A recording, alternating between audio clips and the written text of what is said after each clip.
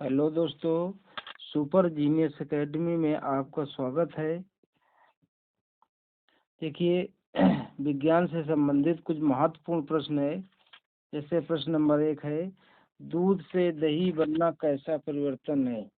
दूध से दही बनना कैसा परिवर्तन है? भौतिक परिवर्तन है कि रासायनिक परिवर्तन है कि आपका भौतिक और रासायनिक परिवर्तन दोनों है? कौन सा परिवर्तन है? आप सोचिए। तो इसमें आपको बता दें कि इसमें दूध से दही बनना आपका रासायनिक परिवर्तन है। कैसा परिवर्तन है? रासायनिक परिवर्तन है। बी नंबर ऑप्शन सही है इसका। और देखिए, अगला क्वेश्चन है, बहुत इंपॉर्टेंट है। चांदी के ऊपर काली परत चढ़ने की क्रिया को क्या कहते हैं? चांदी के ऊपर काली परत चढ़ने की क्रिया को संक्षारण कहते हैं, या फिर गैल्वेनीकरण कहते हैं, पानी चढ़ाना, वैद्युत अपघटन। कुछ लोगों को लग रहा होगा पानी चढ़ाना, लेकिन आपको बता दें कि ये क्रिया जो है संक्षारण कहलाती है। क्या कहलाती है? संक्षारण। ए नंबर ऑप्शन आपका बिल्कुल सही है। ए नंबर ऑप्शन आपका बिल्कुल सही है। अगली बात, तीसरा क्वेश्चन है। तीसरा क्वेश्चन हमारा है, क्या है? जब मैग्नीशियम रिबन को जलाया जाता है तो जो आग उत्पन्न होती है उसकी लौ कैसी होती है? पीली होती है कि नीली होती है कि चमकदार श्वेत होती है या फिर लाल होती है? तो देखिए, आपने कुछ लोग लाल कहेंगे, कुछ लोग नीली कहेंगे, लेकिन ये क्या होती है कि जब मैग्नीशियम रिबन को जलाया जाता है तो उत्पन्न परत जो लौ होती है वो कैसी होती है? चमकदार श्वेत होती है। यानी ऑप्शन नंबर सी सही है। कौन सही है? सी नंबर। अगला पॉइंट है, श्वसन किस प्रकार की अभिक्रिया है?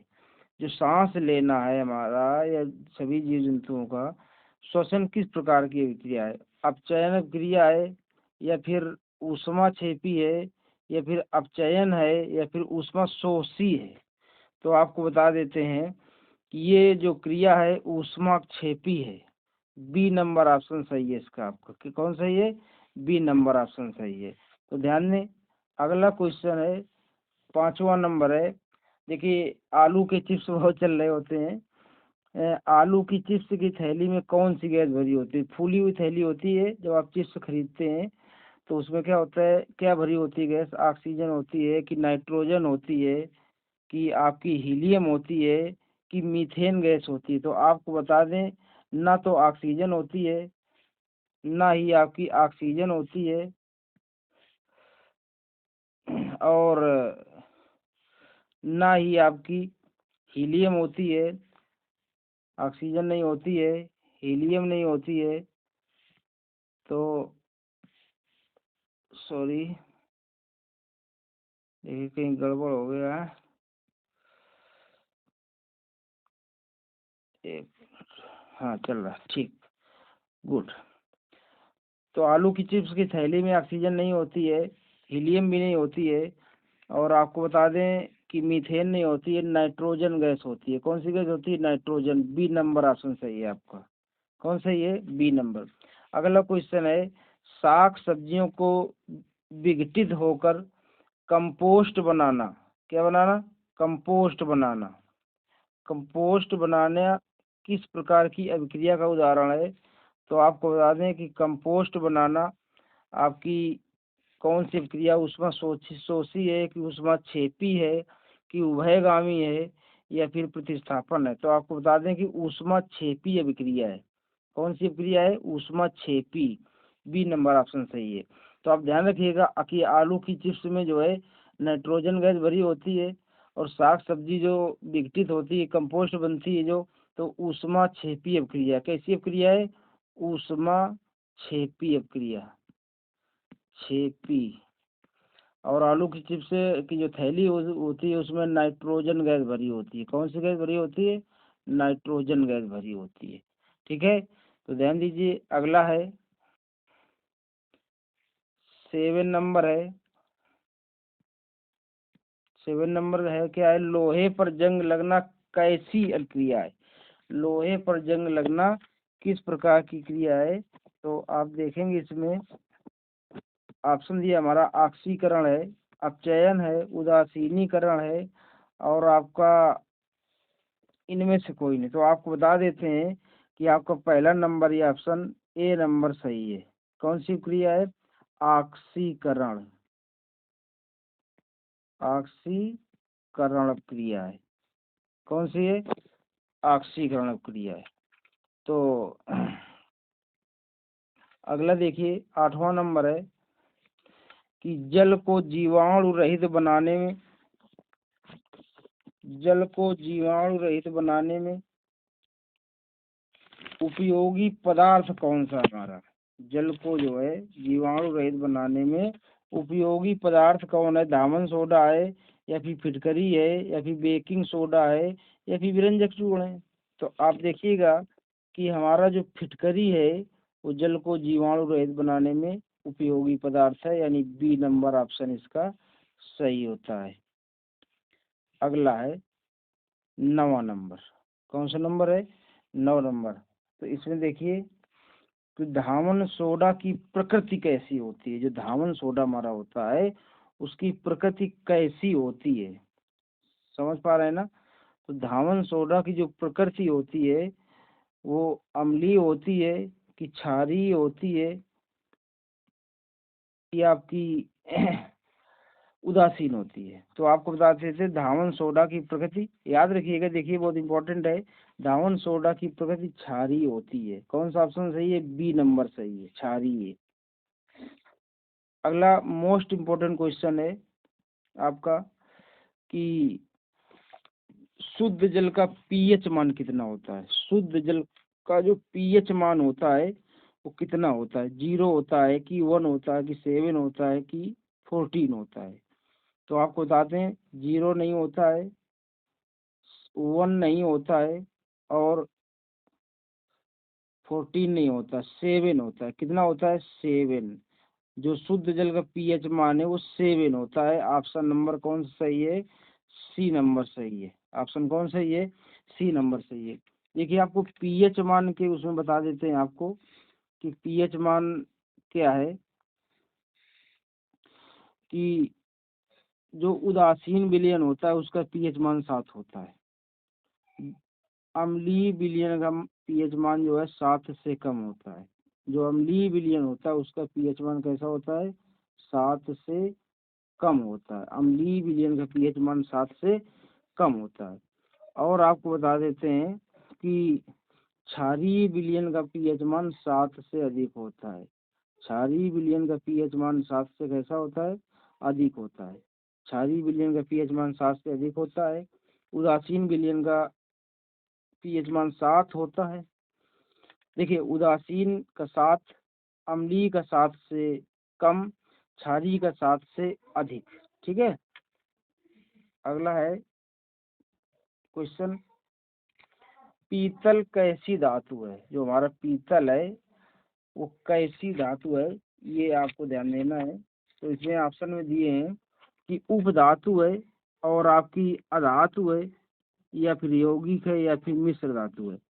तो आपको बता देते हैं कि पीतल जो है आपकी मिश्र धातु है। कैसी धातु है, मिश्र धातु है। डी नंबर विकल्प आपका सही होता है यहाँ पर। अब देखिए मुद्रा धातु, मुद्रा धातु किसे कहते हैं, मुद्रा धातु एजी को कहते हैं, एजी को, मुद्रा धातु एजी को कहते हैं। ठीक है। अगला क्वेश्चन की तरफ बढ़ेंगे हम।